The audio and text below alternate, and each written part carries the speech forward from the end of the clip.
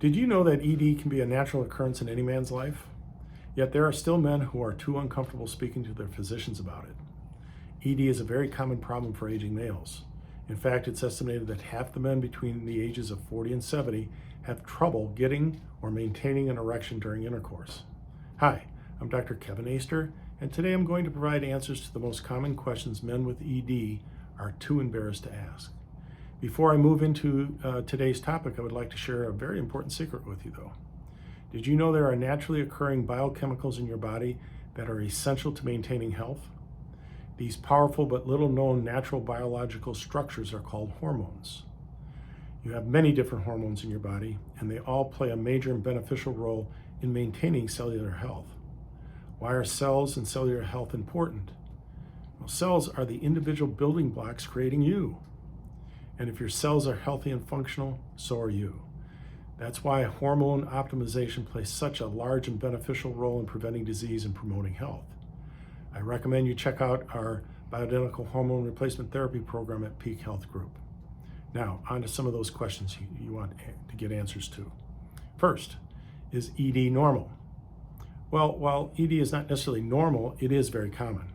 Men of various ages can sometimes experience it when they're stressed. However, progressive and frequent ED can signify potential health issues that require treatment by a medical professional. I highly recommend you see a physician who specializes in treating ED for best possible outcomes. What causes ED? The physical cause of ED is either limited blood flow to the organ, which prevents it from hardening, or an inability to retain blood, or nerve damage, or any combination of the three. Stress and emotions can also play a role in ED. However, ED can also be a symptom of serious illnesses like high blood pressure, heart disease, high blood sugar, and atherosclerosis, which is hardening of the arteries. How do erections work? Well, during arousal, nerves signal the release of chemicals that increase blood flow to the two muscle chambers in the organ. Upon orgasm, nerves release another set of chemical signals that release the blood back into the central circulation. What are the known risk factors for ED? Well, probably the biggest one is diabetes, but cardiovascular disease or heart disease, smoking, drug use, both illicit and prescription drug abuse, drinking too much alcohol, obesity, sedentary lifestyle, high blood pressure, being over the age of 50, emotional concerns, anxiety, depression with or severe stress. All these things can contribute to the development of ED. How can I get tested for ED? While there are no specific tests for ED, men can undertake a genital focus test to check for it. The test may also check your heart and blood pressure as well as examine your family history. Depending on your age, your doctor may also perform a rectal exam to check your prostate. Some of the advanced tests that we use to help guide treatment include blood work to check male hormone levels and blood sugar, ultrasounds to check blood flow. We can even use a vascular stimulant that we inject directly into the organ to cause an erection. Is ED permanent? ED is readily treatable with new innovative therapies. Innovative therapies can also be supplemented with bioidentical hormone replacement therapies and nutraceutical prescriptions for best outcomes. End-stage disease of ED may require surgery, and specifically what I'm talking about there is penile implantation. Treating the underlying causes and making lifestyle changes play a very important role in helping correct ED also. How is ED diagnosed?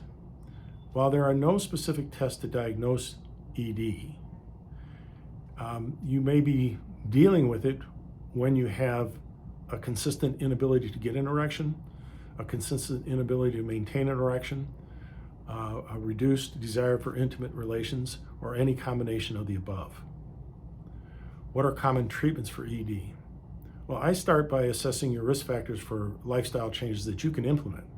This involves changing food habits, incorporating exercise, limiting or omitting alcohol and drug use.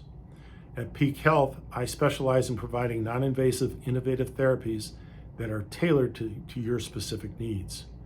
Adding bioidentical hormone replacement therapy and nutraceutical prescriptions creates the ideal environment to successfully treat ED. How can exercises improve ED? Kegels, or exercises strengthening the pelvic floor muscles, can benefit ED. The pelvic floor muscles are essential in sustaining blood flow to the organ by putting pressure on the veins. The pressure keeps blood from leaving the organ, maintaining the erection. But treatment also begins with caring for your heart and your vascular health.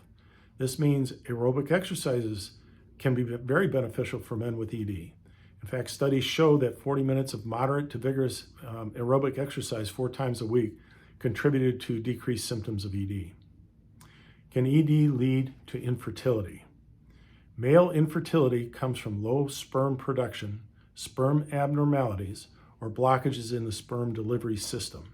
ED is not a direct cause of male infertility, but they may have similar root causes. At Peak Health, we specialize in the treatment of ED by combining health and wellness principles with innovative therapies. To schedule your consultation, you can visit us at peakhealthlife.com. Again, that's peakhealthlife.com, or call 480-550-6640 to schedule your appointment. Helping you achieve peak health is Peak Health's commitment to you. I appreciate your time today, and I hope you have a great rest of your day. Thank you.